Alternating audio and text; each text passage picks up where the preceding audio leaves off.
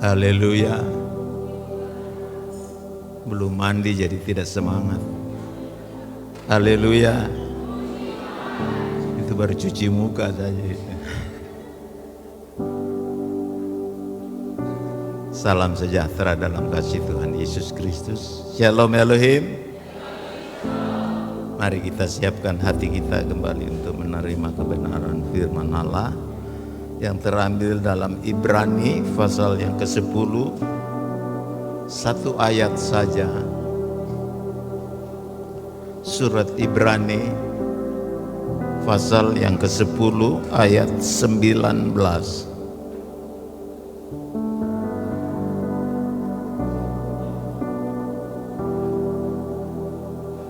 Kita akan baca bersama-sama sambil duduk saja, tetapi hormati Tuhan ya.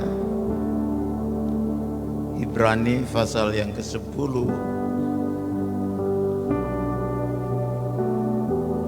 ayat 19, 2, 3. Jadi saudara-saudara, oleh darah Yesus kita sekarang penuh keberanian dapat masuk ke dalam tempat kudusnya.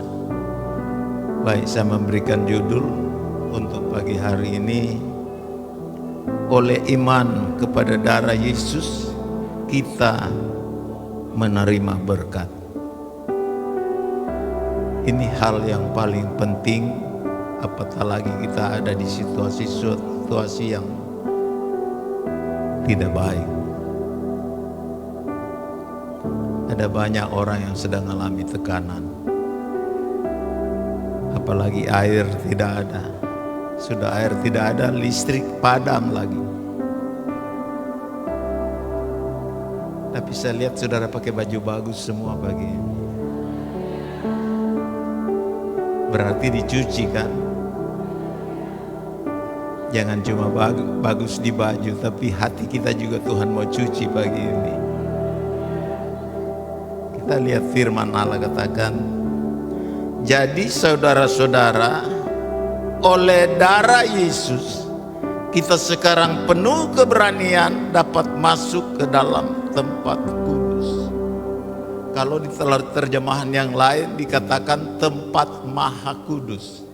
Bukan tempat kudus, tapi tempat maha kudus. Jadi di tabernakel, kalau saudara lihat ada ruang kudus, ada ruang maha kudus. Nah, yang dimaksud di sini adalah masuk ke tempat ruang maha kudus. Saudara bisa lihat itu di dalam terjemahan Bode atau di terjemahan ND ya. Terjemahan firman Allah yang hidup itu dikatakan bahwa tempat yang maha kudus. Karena Allah itu ada di tempat yang maha kudus. Tadi pujian sebelum firman itu, dia buka jalan. Darah Yesus itu telah membuka jalan buat saudara dan saya. Haleluya. Oleh darah Yesus, firman Allah tadi katakan, kita sekarang penuh keberanian dapat masuk ke dalam tempat maha kudus. Itu artinya melalui darah Yesus kita dibuka jalan untuk bisa masuk di tempat maha kudus, artinya berhadapan langsung dengan Allah.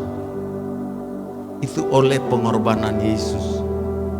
Jadi darah Yesus itu membuka jalan untuk kita dapat masuk langsung berhadapan dengan Allah. Makanya darah Yesus yang tercurah di kayu salib itu harus kita imani. Karena di dalamnya ada berkat-berkat yang luar biasa. Oleh darah Yesus kita akan menerima berkat yang luar biasa. Ini berkat yang sesungguhnya. Kalau materi, makan, minum, pakai itu berkat-berkat umum, berkat biasa. Tapi berkat yang luar biasa itu hanya dimiliki, akan dialami oleh orang yang percaya dan beriman kepada darah Yesus. Berkat-berkat apa saja yang kita akan terima melalui darah Yesus? Sebelumnya kita lihat dulu Ibrani 11 ayat 6. Ibrani 11 ayat yang ke-6. Di sana firman Allah berkata, tetapi tanpa iman tidak mungkin orang berkenan kepada Allah. Sebab barang siapa berpaling kepada Allah, ia harus percaya bahwa Allah ada dan bahwa Allah memberi upah kepada orang yang sungguh-sungguh mencari Dia. Kita harus imani bahwa lewat pengorbanan Yesus Kristus di kayu salib ada pintu yang terbuka untuk kita bisa dapat langsung datang berhadapan dengan Allah melalui darah Yesus ini. Kita adalah jemaat yang beruntung, saudara. Bangsa Israel tidak mengalami ibadah-ibadah seperti ini. Bangsa Israel tidak ada yang namanya ibadah wadah-wadah, nggak ada. Kita setiap saat bisa berbuat ibadah. Kenapa? Kita bisa langsung menghadap Allah lewat darah Yesus. Kita bisa beribadah sampai saat ini karena korban Yesus di kayu salib. Bangsa Israel tidak mengalami ini, saudara. Sementara di dalam ibadah itu kita menerima damai sejahtera, sukacita, kegembiraan, dan itu hanya dapat di dalam ibadah. Bangsa Israel menjadi bangsa pemberontak karena mereka hanya tunggu penampakan. Kalau Tuhan hadir dong semangat, begitu mereka tidak lihat Tuhan, hilang semangat.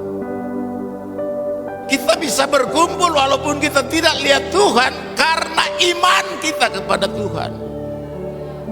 Haleluya. Yang jadi pertanyaan, adakah saudara jumpa dengan Tuhan? Adakah saudara bisa masuk sampai hadirat Allah? Ini jadi pertanyaan. Seringkali kita memuji, memuliakan Tuhan dalam ibadah, tapi tidak menjamin bahwa saudara ada di hadapan hadirat Allah. Ibadah tanpa hadirat Allah itu kosong, sia-sia, tidak ada gunanya, tidak ada nilainya. Tadi pujian katakan, Dia buka jalan saat tiada jalan. Saya katakan di Pelwap, kalau pintu atau jalan kepada Allah terbuka, jalan-jalan yang lain juga akan terbuka. Bukankah seringkali kita mengalami jalan buntu? Ini baru air saja, baru kemarau 1 bulan saja, kita sudah bingung. Untuk apa kita menghadap Allah? Nanti kita lihat sebentar. Tujuan kita beribadah, tujuan kita menghadap Allah untuk apa? Untuk menerima kasih karunia Allah, untuk menerima rahmat, untuk menerima anugerah, untuk mendapat pertolongan pada waktunya, untuk diselamatkan oleh Tuhan. Ini tujuan kita menghadap hadirat Allah, dan itu ada di dalam ibadah. Orang yang beribadah hidupnya pasti diberkati oleh Tuhan. Cuman ibadah yang seperti apa? Bukankah seringkali kita katakan, saya sudah setia beribadah, tapi Tuhan belum jawab doa saya. Apakah Tuhan yang salah? Tuhan gak pernah salah. Katakan kiri kanan, Tuhan gak pernah salah. Berarti kalau Tuhan yang tidak pernah salah, siapa yang salah?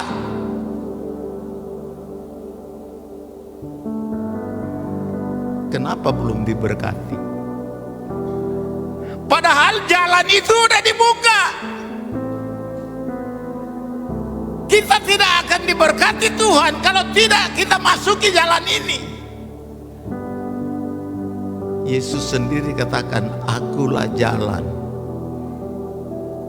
kebenaran, dan hidup. Tidak seorang pun dapat jumpa Allah, ada di hadirat Allah, kalau tidak melalui aku. Mau jumpa Allah? Allah itu adalah Bapa, Saudara, dan saya. Kita tidak bisa jumpa kalau tidak melalui korban Yesus di kayu salib. Bersyukur saudara, karena Yesus mau mati buat saudara dan saya. Dia tidak setengah mati, dia memang benar-benar mati. Karena dia mati, maka kita hidup. Masih hidup?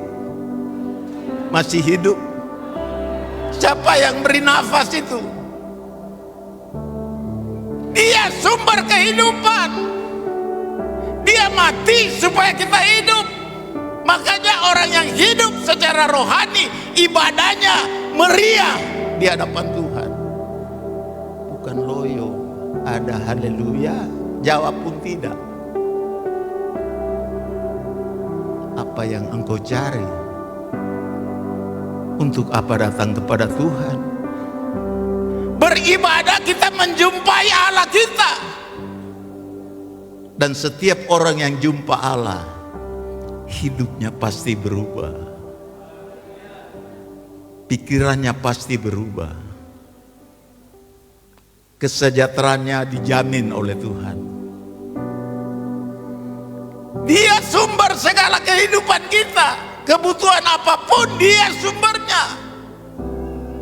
Makanya kalau datang beribadah, datanglah dengan iman kepada darah Yesus yang telah mati dan bangkit buat saudara dan saya.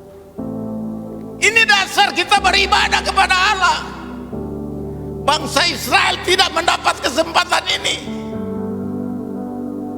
Mereka hanya setahun sekali bawa kambing atau domba melalui imam, dimohonkan pengampunan. Tapi kita setiap saat, karena jalan sudah terbuka, jalan kepada Allah sudah terbuka, maka jalan pengampunan juga ada terbuka buat saudara dan saya. Adakah kita tidak pernah berdosa dalam sehari? Setiap saat kita berdosa di hadapan Tuhan. Tapi ingat, melalui darah Yesus, pintu kepada pengampunan sudah dibuka oleh Tuhan. Kita bersyukur, kita berdosa ini sore berdoa, Tuhan ampuni saya, pengampunan itu turun. Semua kita jatuh bangun dalam mengiring Tuhan. Tapi syukur, pintu kepada Allah sudah terbuka melalui Kristus. Sehingga waktu kita bersalah, Tuhan ampuni saya, layakkan saya Tuhan. Saat itu layak. Yang berdiri semua yang di atas ini termasuk saya, itu mantan-mantan pendosa. Atau mungkin ada yang masih berdosa.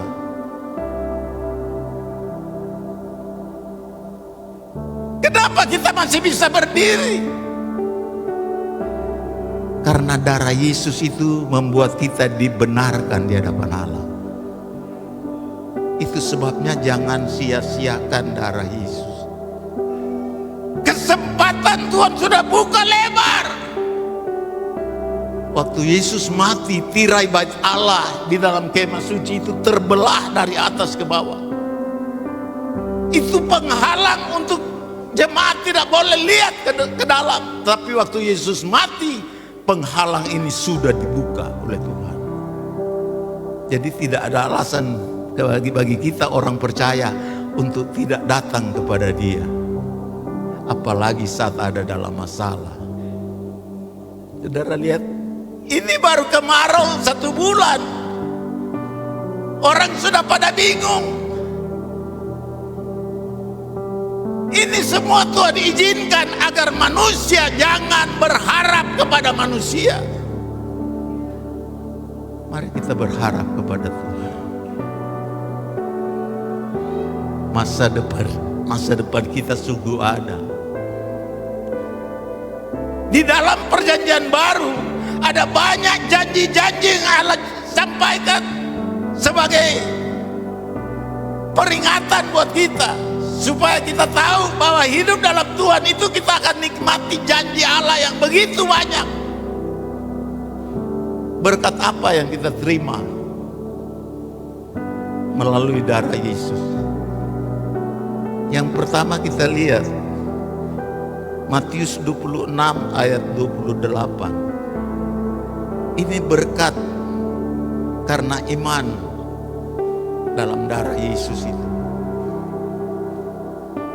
Saya bacakan, sebab inilah darahku, darah perjanjian yang ditumpahkan bagi banyak orang untuk pengampunan dosa. Jadi siapa yang percaya kepada Yesus, pintu pengampunan itu dibuka bagi dia. Ingat, setiap saat kita bisa jatuh dalam dosa melalui mata, melalui perkataan, gaya hidup, tingkah laku. Bisa jatuh dalam dosa.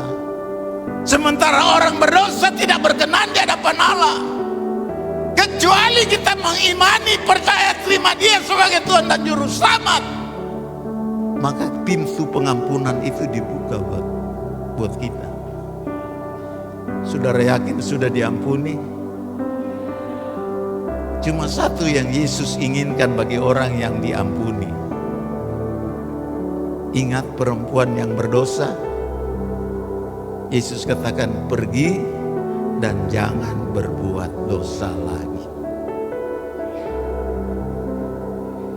Sebagai manusia lemah, acap kali kita tidak sadar kita berbuat salah di hadapan Tuhan. Makanya di sini kita perlu kebenaran firman Allah agar kita bisa membedakan mana yang benar, mana yang tidak benar. Jadi orang Kristen itu harus bisa membedakan mana dosa, mana bukan dosa.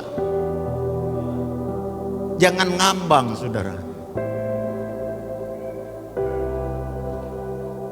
Kalau kita mau menghadap Allah, kita harus bereskan dulu hidup kita di hadapan Tuhan. Mengapa? Tadi dikatakan, sebab inilah darahku, darah perjanjian yang ditumpahkan bagi banyak orang untuk pengampunan dosa. Orang yang percaya sebenarnya sudah dibenarkan oleh Tuhan. Karena sudah dibenarkan, pintu pengampunan itu dibuka buat dia. Ada masalah, jangan lari kemana-mana. Pintu itu sudah dibuka. Temui Bapamu, temui Allahmu, karena Dia yang pegang hidup kita. Kita tidak bisa berharap yang lain. Langit dan bumi akan lenyap, tapi firman Allah kekal selama-lamanya. Artinya apa yang difirmankan itu tidak akan berubah. Firman itu adalah keputusan Allah yang tidak bisa diganggu-gugat. Itu ketetapan Allah. Karena pintu sudah dibuka buat kita, sehingga kita mendapat firman itu. Firman ini dari Allah melalui Yesus Kristus. Apa yang dilakukan Yesus selama hidupnya, itu perintah dari Allah melalui firman Allah. Sampai saat ini Dia masih memperhatikan kita. Dia tahu persis engkau tidak ada air hari-hari ini. Dia tahu persis dari pagi sampai malam engkau hanya antre-antre air. Dia tahu. Air itu kebutuhan vital. Kebutuhan yang sangat utama dari manusia. Tuhan izinkan kemarau ini supaya manusia bergantung kepada Allah. Tuhan inginkan kita bergantung kepada Dia. Satu-satunya jalan, Dia buka jalan untuk temui Dia. Berapa kali yang kau temui Tuhanmu setiap hari? Banyak yang mau makan saja tidak berdoa, mau tidur tidak berdoa, bangun pagi tidak berdoa, mau bekerja tidak berdoa. Cara kita temui Allah itu melalui doa. Dan doa itu ada dalam ibadah. Karena doa, mengucap syukur, memuji Tuhan, menyembah, itu unsur-unsur yang ada dalam ibadah. Haleluya. Saudara bisa lihat Imamat pasal 17 ayat yang ke-11, satu ayat lagi. Imamat 17 ayat yang ke-11.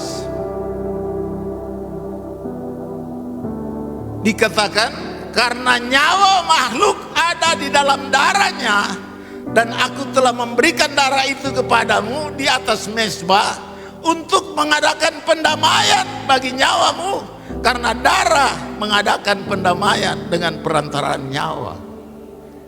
Kenapa kita dilarang makan darah? Karena di dalam darah itu ada nyawa. Saudara minum darah, binatang, sifat binatang itu akan ada dalam diri saudara. Kenapa? Di dalam darah itu ada nyawa, dan nyawa itu pemiliknya cuma satu, hanyalah Allah yang punya segala makhluk yang ada. Dia pemilik. Jangan makan darah. Haleluya. Banyak tradisi-tradisi dari kampung yang masih suka makan darah. Di dalam darah itu ada nyawa, saudara. Setiap nyawa itu punya sifatnya berbeda-beda. Jangan makan darah, jangan minum darah, Tuhan marah. Karena nyawa itu hanya milik Tuhan. Tuhan yang punya nyawa kita. Kita tidak perlu sayangkan nyawa kita demi Kristus. Orang yang sayangkan nyawa akan kehilangan nyawa, tapi orang yang tidak sayangkan nyawa karena Yesus, karena Kristus, dia akan memperoleh nyawa. Artinya dia akan memperoleh hidup. Yang kedua, jadi yang pertama itu darah itu kita menerima berkat pengampunan. Yang kedua, berkat apa yang kita dapat? Kita lihat 1 Petrus 1 ayat 18-19. Ini ayat hafalan. 1 Petrus 1 18-19. Sebab kamu tahu bahwa kamu telah ditebus dari cara hidupmu yang sia-sia, yang kamu warisi dari nenek moyangmu itu, bukan dengan barang yang fana, bukan pula dengan perak atau emas, melainkan dengan darah yang mahal, yaitu darah Kristus yang sama seperti darah anak domba yang tak bernoda dan tak bercacat. Jadi saudara perhatikan, berkat yang kita terima melalui darah Yesus adalah penebusan dari hidup yang sia-sia. Kalau dosa saudara tidak diampuni, hidup saudara itu sia-sia, tidak ada gunanya. Ujungnya kematian yang kekal. Tapi karena korban Yesus di kayu salib, kita telah ditebus dari hidup yang sia-sia. Hidup yang sia-sia itu adalah hidup dalam dosa, hidup dalam kejahatan, hidup dalam kuasa si jahat. Makanya Yesus harus datang ke bumi. Dia harus lahir, tujuannya untuk mengalahkan perbuatan-perbuatan setan. Melalui darahnya kita menang dari dosa. Haleluya. Atau ada yang tidak berdosa di sini. Firman Allah jelas katakan, kalau kamu katakan kamu tidak berdosa, kamulah orang yang paling berdosa. Tipu itu. Kita semua perlu Yesus. Kenapa? Hanya Yesus yang mampu mengampuni kita, menebus kita dari dosa. Katakan kiri kanan, kita perlu Yesus.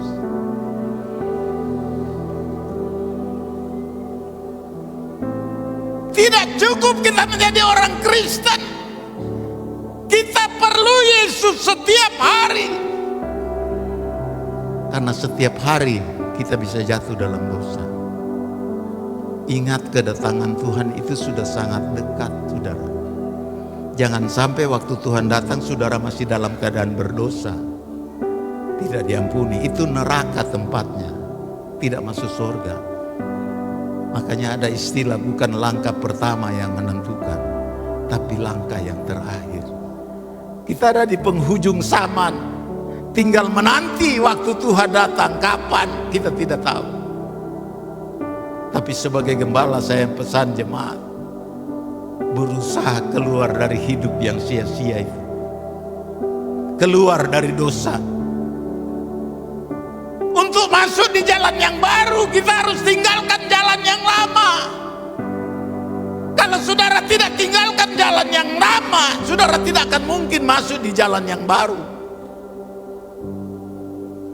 Tadi firman Allah katakan ayat 19, jadi saudara-saudara, oleh darah Yesus kita sekarang penuh keberanian dapat masuk ke dalam tempat kudus. Ayat 20 dikatakan, karena Ia telah membuka jalan yang baru dan yang hidup bagi kita melalui tabir, yaitu dirinya sendiri. Dia membuka jalan yang baru. Cuma sayang, banyak orang tidak mau lewati jalan ini. Banyak orang lebih memilih jalan pikirannya sendiri daripada masuk di jalan yang baru ini. Hanya di jalan yang baru saudara akan menemukan berkat-berkat yang baru. Kalau kita masih berjalan dalam hidup yang lama, kita tidak pantas masuk di jalan yang baru. Jalan untuk jumpa dengan Allah, itu jalan baru. Bukankah seringkali ada masalah kita tidak andalkan Tuhan, kita tidak jumpai Allah kita yang menjadi sumber kasih karunia, sumber anugerah, rahmat, berkat-berkat Allah. Kita justru ambil langkah sendiri. Manusia tanpa Tuhan itu tidak ada sorga dalam hidupnya, tidak ada damai, tidak ada sukacita. Makanya datang beribadah murung terus. Baru kemarau 1 bulan sudah tidak ada senyum. Coba kasih lihat senyum kiri kanan, asal jangan main mata. Masih ada senyum. Senyum itu kayak Edi. Coba Ed berdiri. Kasih senyum di jemaat. Terima kasih. Dulu Pardosi itu yang saya suka suruh berdiri. Senyummu telah memberkati jemaat Alfa Omega. Buktinya lihat senyum mereka tertawa semua, padahal tadinya murung. Saya ikuti dari awal, puji-pujian mantap. Tapi untuk katakan haleluya saja berat. Memangnya Tuhan tidak tahu apa yang saudara sedang alami?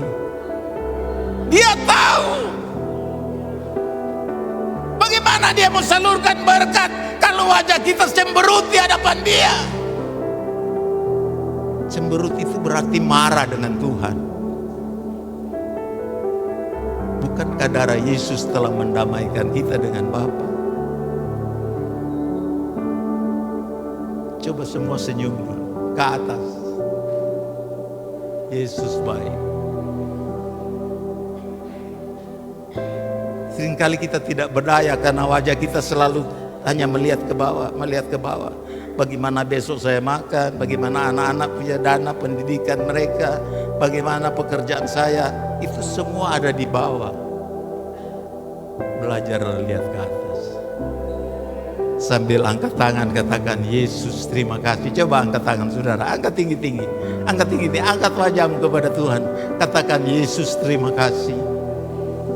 Turunkan tangan. Hanya 2 kata, Yesus terima kasih. Tapi dampaknya luar biasa. Allah akan perhatikan saudara dan saya. Karena tahu berterima kasih kepada anugerah Allah. Darah Yesus telah menyelamatkan saudara dan saya. Di mana terima kasih saudara? Yang ada itu menyalahkan Tuhan terus. Sudah 1 tahun saya berdoa, Tuhan belum jawab. Mau jawab ke tidak, itu kedaulatan Allah. Terlalu kecil dia menjawab doa kita. Yang dia lihat duluan adalah hatimu. Kalau hatimu masih berjalan di jalan yang lama, jangan harap saudara mendapat berkat yang baru. Mau berkat? Mau berkat baru? Apa tuh berkat baru? Ini yang saudara sedang dengar sekarang ini. Berkat yang akan mengeluarkan saudara dari jalan yang salah adalah firman. Karena firman adalah jalan dan kebenaran. Tidak ada yang lain. Hari ini dia datang melawat saudara. Nggak apa-apa biar bau keringat, nggak apa-apa. Tuhan nggak tersinggung. Daripada bau wangi tapi Tuhan tersinggung. Waktu saudara menganggap remeh ibadah, waktu saudara menganggap remeh hadirat Allah, itu membuat Allah tersinggung. Saya bayar, saya tebus dengan darah saya yang mahal, kamu cuek dengan aku. Kira-kira begitu bahasanya. Darah saya sudah tumpah untuk mengampuni kamu, sudah tumpah untuk menyelamatkan kamu, kamu cuek. Tidak peduli. Untuk ibadah aja malas. Tapi kalau mau minta berkat, nggak tanggung-tanggung, isi semua ATM, isi semua gudang-gudang kasih penuh. Apa yang kita mau balas kepada Tuhan dengan keselamatan yang dikerjakan? Uang saja nggak akan cukup. Pertobatan itu yang Tuhan mau. Tinggalkan jalan yang lama dan berjalan di jalan yang baru. Di jalan yang baru itu jalan damai sejahtera yang Allah siapkan buat saudara dan saya. Di tengah krisis tapi masih ada damai sejahtera. Di tengah kekeringan tidak ada air tapi masih ada damai sejahtera. Itu jalan Allah. Baru 1 bulan, bagaimana di zaman Elia itu 3,5 tahun tidak turun hujan, 3,5 tahun turun hujan. Di zaman Yakub, ingat bangsa Israel mengalami kekeringan sehingga anak-anak Yakub harus pergi ke Mesir. 7 tahun kelaparan. Ini baru 1 bulan. Ibadah saja semalas, alasannya tepat, tidak ada air. Berarti kalau selalu tidak ada air, saudara tidak akan ibadah. Di mana keselamatan?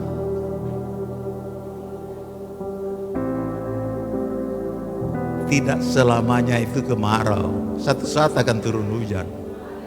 Haleluya. Makanya kita bersyukur karena kita punya Allah yang berdaulat, yang mengatur segalanya. Memang itulah hidup di dunia.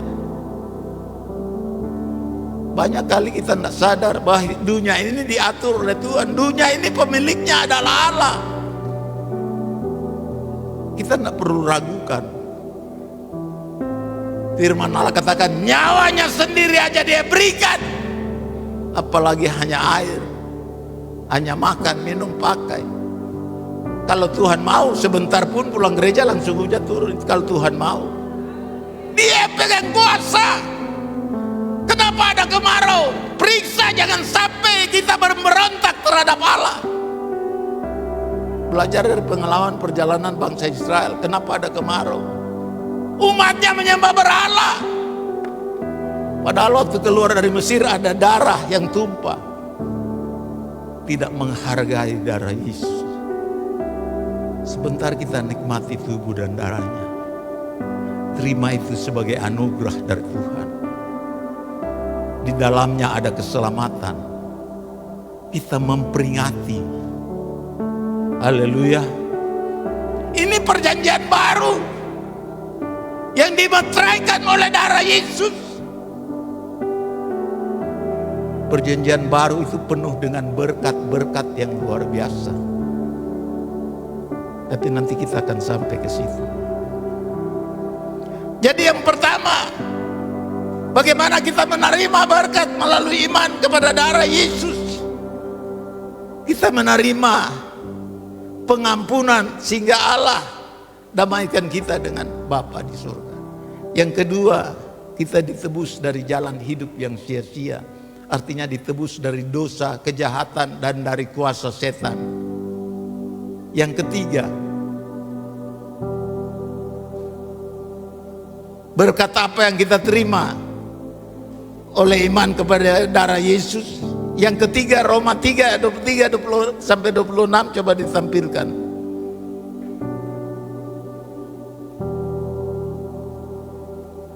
Karena semua orang telah berbuat dosa dan telah kehilangan kemuliaan Allah, dan oleh kasih karunia telah dibenarkan dengan cuma-cuma karena penebusan dalam Kristus Yesus.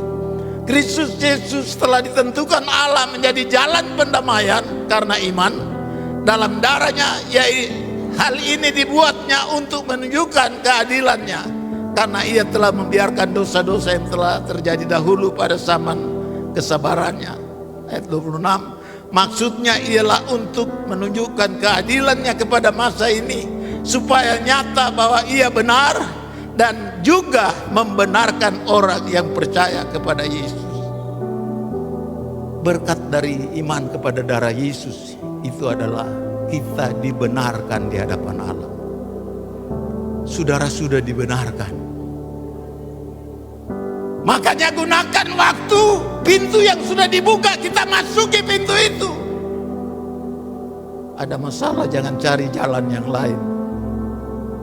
Yesus solusi dari semua permasalahan manusia. Tidak ada solusi yang lain. Haleluya. Jadi selain diampuni, selain ditebus dari jalan yang sia-sia, yang ketiga, kita dibenarkan oleh Allah. Yang tadinya kita berdosa, tapi karena percaya, beriman kepada Dia, kita dibenarkan, didamaikan dengan Allah, dibenarkan karena sudah menerima pengampunan dari Tuhan. Jadi ini status kita adalah orang-orang yang sudah dibenarkan. Jangan bangga dengan jadi orang Kristen. Jadilah orang-orang yang sudah dibenarkan oleh Tuhan. Karena banyak orang Kristen tapi hidupnya tidak benar. Mudah-mudahan tidak ada di sini. Kalau ada ya gampang, bertobat saja. Tinggalkan jalan dosa itu, jalan yang lama. Berjalan di jalan yang baru.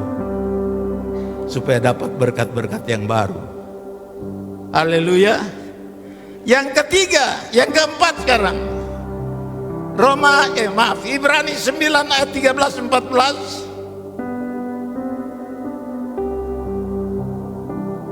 Keempat, hanya 5 poin saja. Ini baru 15 menit.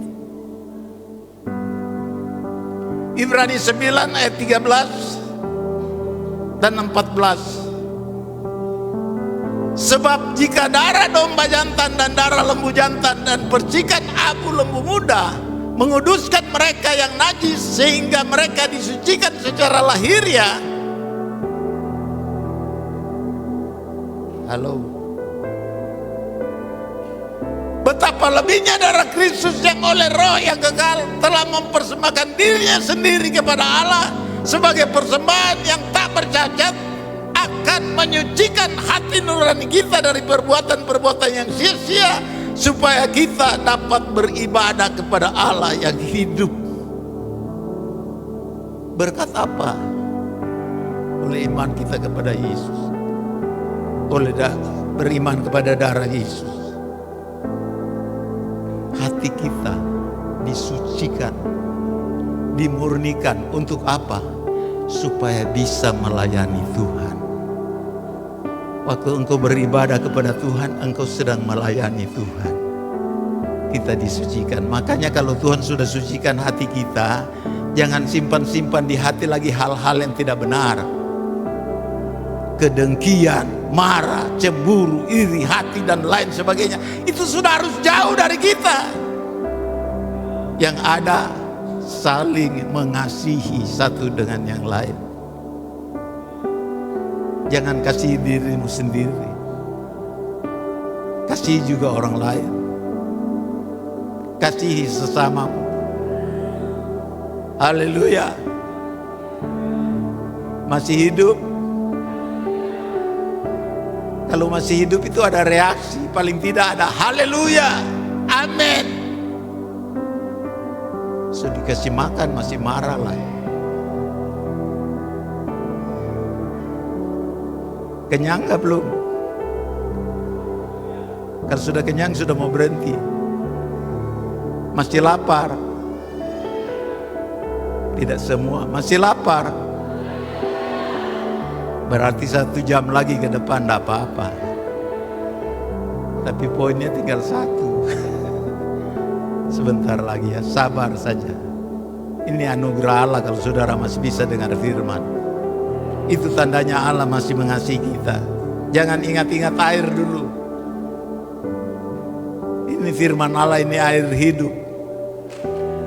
Kalau air yang kita minum di rumah, kita minum, kita mati. Tapi makan firman itu air yang hidup. Kita makan, kita hidup. Haleluya. Sekarang keberapa? Atau kita baca dulu ayat Ibrani 10 ayat 22. Saudara lihat. Ibrani kita ayat pokok kita, tapi ayat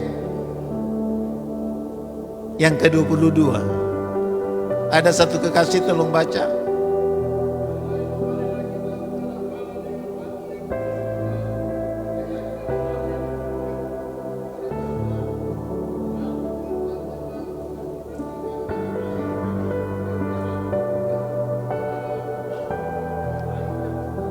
Karena itu marilah kita menghadap Allah dengan hati yang tulus ikhlas dan keyakinan iman yang teguh. Oleh karena hati kita telah dibersihkan dari hati nurani yang jahat dan tubuh kita telah dibasuh dengan air yang murni. Apa air yang murni? Firman Allah yang membersihkan hati saudara dan saya. Firman ini akan membersihkan hati saudara dan saya. Makanya datanglah menghadap Allah dengan hati yang tulus ikhlas. Jangan beribadah tapi hati tidak tulus. Tuhan marah. Yang tidak tulus itu, semua yang tidak tulus Tuhan marah. Saya tidak bisa lihat hati saudara, tapi Tuhan melihat setiap hati kita. Untuk menghadap Allah itu beribadah. Bersihkan hati dulu baru datang beribadah kepada Allah. Jangan anggap enteng ibadah. Anggap enteng ibadah sama saja menganggap enteng korban darah Yesus di kayu salib. Masih beribadah. Tidak semua orang dalam gereja sedang beribadah. Banyak hanya main HP. Dalam ibadah masih main HP. Apalagi dapat telepon, orang mau bawa berkat ini, dia bisa tinggalkan ibadah itu. Makanya kalau bisa tidak bawa HP, jangan bawa HP dalam tempat ibadah supaya tidak terganggu. Semoga ya.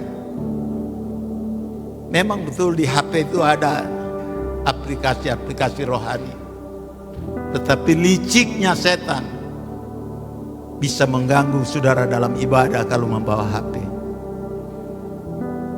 Supaya tidak terganggu, tinggalkan sudah di rumah. Supaya kita tulus ikhlas menghadap Allah. Karena itu bisa jadi penghalang saudara tidak bisa konsen. Saya cuma sampaikan saja, kembali kepada pribadi masing-masing. Kalau mau menikmati berkat dari Tuhan melalui darah Yesus, Dia telah menyucikan hati nurani kita. Untuk apa? Supaya kita beribadah, supaya kita melayani Tuhan. Jangan hanya layani dirimu sendiri. Tidak semua orang yang memimpin ibadah itu melayani Tuhan. Banyak melayani diri sendiri supaya dianggap orang hebat, pencitraan dan lain sebagainya. Semua yang kita lakukan dalam ibadah itu hanya untuk Tuhan, bukan untuk manusia. Makanya kalau ada yang bisa menghalangi, sebaiknya tinggalkan. Sebentar saja, hanya 1 jam lebih dalam gereja. Paling lambat 2 jam. Tapi berkatnya dari 2 jam itu jauh melebihi dari berkat yang saudara bisa dapat melalui pekerjaan saudara. Kita hidup bukan dari gaji. Kita hidup dari darah Yesus yang telah mati, yang menebus kita, yang membenarkan kita. Kalau kita sudah dibenarkan, kita harus ikuti jalan yang baru itu. Apa jalan yang baru itu? Datang menghadap Allah lewat ibadah. Itu jalan baru. Saya kalau renungkan, banyak di antara jemaat, istrinya saya beribadah, bapak-bapaknya tinggal di rumah. Keselamatan itu pribadi lepas pribadi. Haleluya. Coba yang ibu-ibu bisa berdiri, yang ibu-ibu, yang perempuanlah berdiri. Semua yang wanita berdiri. Untuk berdiri aja udah malas. Silakan duduk. Coba yang pria berdiri. Hanya berapa gelintir saja. Lebih banyak wanita. Duduk, silakan duduk.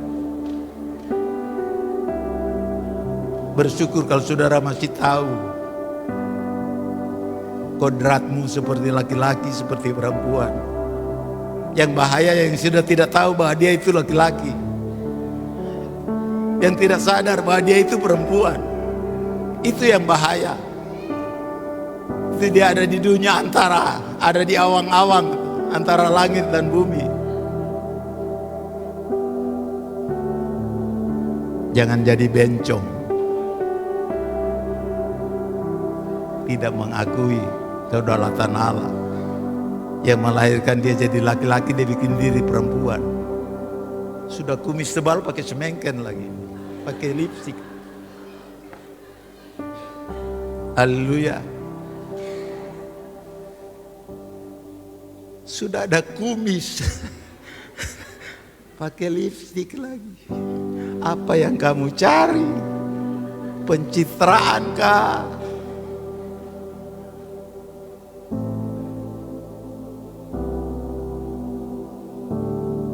Sudah tahu-tahu perempuan masih pakai jeans setiap hari. Tunjukkan bahwa kita ini perempuan. Gender kita perempuan. Bukankah Tuhan larang wanita tidak boleh pakai pakaian laki-laki, laki-laki tidak boleh pakai pakaian wanita? Kita harus tahu, harus bisa menempatkan diri pada posisi yang benar di hadapan Tuhan, agar ibadah kita tidak terhalang. Kalau di Manado, saudara, banyak yang pernah di Manado, itu Lydia sana. Di dalam ibadah pun pakai baju you can see, hilang sebelah. Tapi memuji Tuhan, perut kayak orang India, menari-nari. Dia tidak bisa bedakan mana jalan yang sia-sia, mana jalan yang benar. Kita harus bisa memposisikan diri di hadapan Tuhan sesuai dengan yang Tuhan mau. Jangan berkamuflase di hadapan Tuhan. Jangan bersandiwara, Tuhan tidak suka. Makanya perhatikan firman Allah.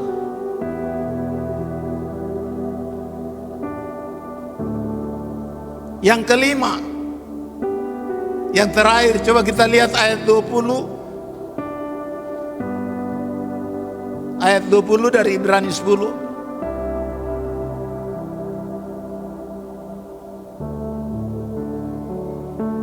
Karena ia telah membuka jalan yang baru dan hidup bagi kita melalui tabir, yaitu dirinya sendiri.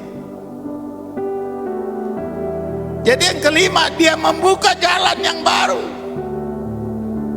Itu berkat yang kita terima karena beriman pada darah Yesus. Kita memperoleh jalan yang baru. Jalan yang baru itu jalan untuk berhadapan dengan Allah. Kenapa kita harus berhadapan dengan Allah? Untuk apa? Kita lihat Ibrani 4 ayat 16.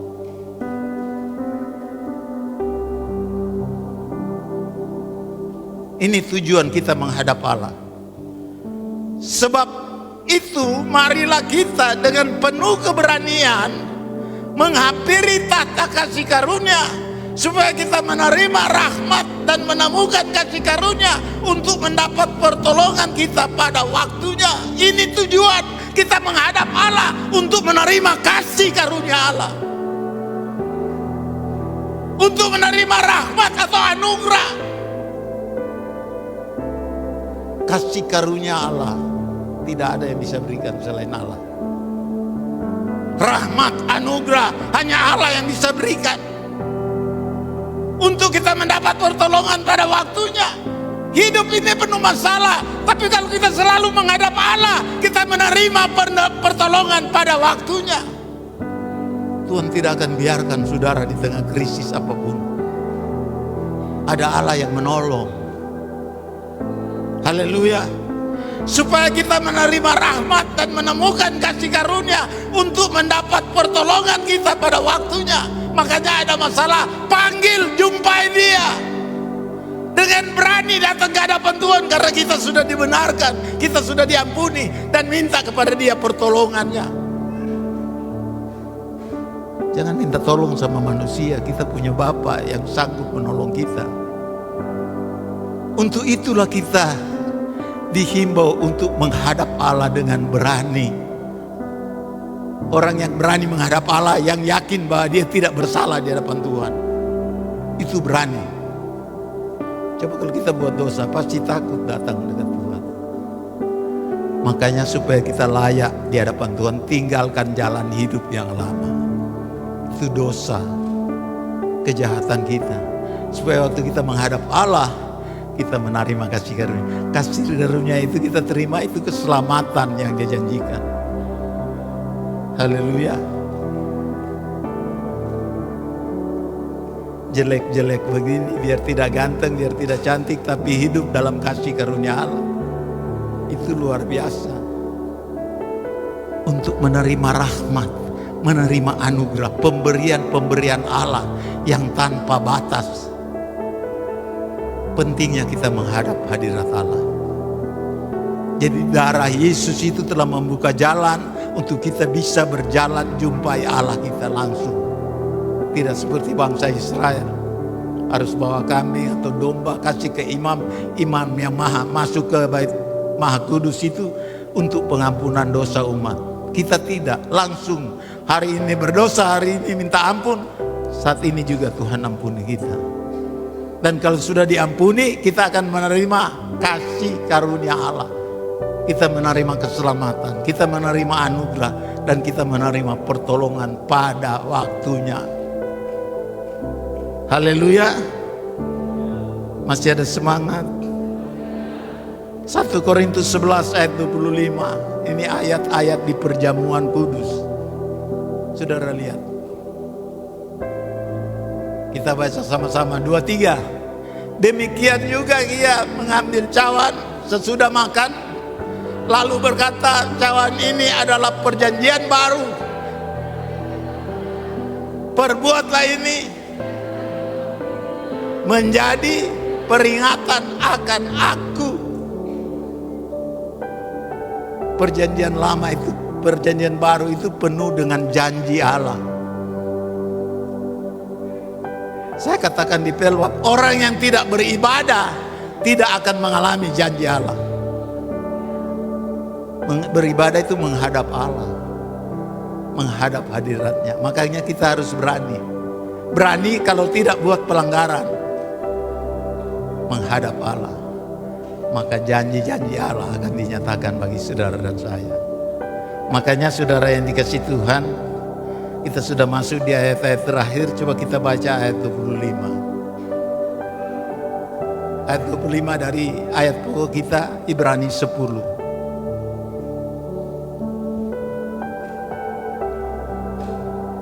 Demikian juga, janganlah kita menjauhkan diri dari pertemuan-pertemuan ibadah kita seperti dibiasakan oleh beberapa orang, tetapi marilah kita saling menasihati dan semakin giat melakukannya menjelang hari Tuhan yang mendekat. Jadi saudara lihat, menghadap hadirat Allah itu beribadah kepada Allah. Dan di akhir zaman kita sedang hidup di hari-hari menanti kedatangan Tuhan. Harus semakin giat melakukannya menjelang hari Tuhan yang mendekat. Saudara, apapun krisis, kekeringan, ekonomi, apapun yang kita akan alami ke depan, jangan tinggalkan ibadah. Karena kita sudah ada di hari-hari di penghujung zaman, di mana kedatangan Tuhan sudah sangat dekat. Hargai, jangan anggap enteng korban darah Yesus di kayu salib, karena ada akibatnya. Apa akibatnya kalau kita tidak menghargai? Jalan sudah dibuka, kita tidak mau lewati jalan itu, mau pilih jalan kita sendiri. Akibatnya apa? Kita baca ayat 26-27. dikatakan, sebab jika kita sengaja berbuat dosa sesudah memperoleh pengetahuan tentang kebenaran, maka tidak ada lagi korban untuk menghapus dosa itu. Tetapi yang ada ialah kematian yang mengerikan, akan penghakiman, dan api yang dahsyat yang akan menghanguskan semua orang durhaka. Jadi orang yang menganggap enteng korban darah Yesus di kayu salib terancam hukuman mati selama-lamanya, masuk neraka dikatakan. Tetapi yang ada ialah kematian yang mengerikan, akan penghakiman, dan api yang dahsyat yang akan menghanguskan semua orang durhaka. Jadi orang yang tidak menghargai darah Yesus, tidak beriman kepada darah Yesus, dia terancam hukuman binasa oleh Tuhan. Neraka menanti saudara kalau tidak bertobat. Gunakan jalan yang Tuhan sudah buka untuk kita pakai menghadap Allah, beribadah kepada Allah, supaya kita menerima kasih karunia, rahmat, anugerah, dan pertolongan dari Tuhan pada waktunya, serta menerima keselamatan yang Dia janjikan. Tuhan Yesus berkati kita semua. Mari kita bangkit.